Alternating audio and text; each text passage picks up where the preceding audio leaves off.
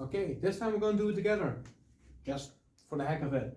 C, E, G as the note B. There's no note in between B and C. B is the largest possible interval away from C, making it a major 7th. So that's major 7th. D minor 7, C, there's a C sharp in between. C sharp would be the major 7th. C is a minor 7th. Same goes for E to D.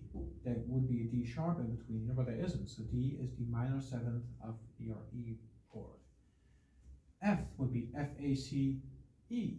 That's just a semitone, major 7th. We already discussed the 5, just to make sure we are on board here. Already discussed the 5, which has a minor 7th instead of a major 7th. You'll see that the distance from the note A to the note G is a minor 7th as well, because there's a G sharp in between. G sharp would be the major 7th. And then B gives us half diminished, because A is a minor 7th, not a diminished 7th. So when calculating 7ths, think of it like going from the 8 down to the 7, or to the flat 7, or in case of a diminished 7, even further down. Okay, 7ths are just much easier to calculate in this way, in this manner. This also means that in our minor scale, where we've got the minor 1 and usually the minor 5th chord, now when we apply harmonic minor, we raise the 3rd of this chord, making it major, but not just major. It has a minor 7th, so that's a dominant chord. And now you get an extra reason to understand why this dominant chord creates tension that wants to resolve back down to A. E, G sharp, B, D.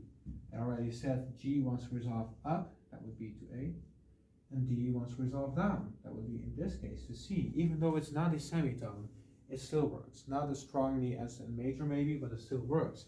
In part because the distance between these two is a very dissonant distance. If you calculate it, you'll see it ends up. You can check it for yourself and pause the video then, but I'm going to reveal it. It's a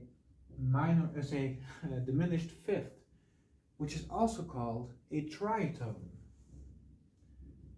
Tritone literally meaning 3 tones, 3 whole tones. From G sharp to A sharp is a whole tone. From A sharp to C is a whole tone, calculated. From C to D is a whole tone. So that's 3 whole tones at that distance. It sounds, well, pretty dissonant.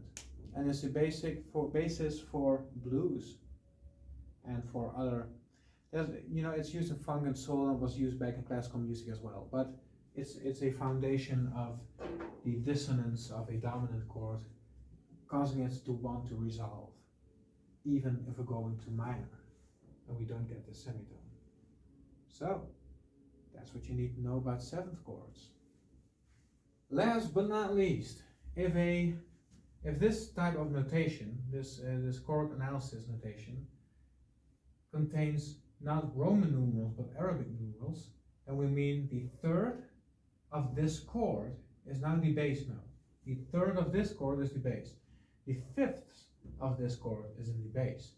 So now, try and calculate what this would be in the keys of, well, let's start with C, and then we'll do A flat and B.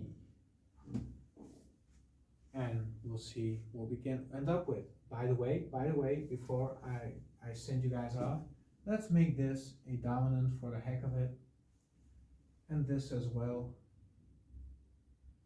And all chords need to be 7th chords. We're not going to do triads anymore unless otherwise specified. We're going to do 7th chords. So, that's the assignment. Good luck.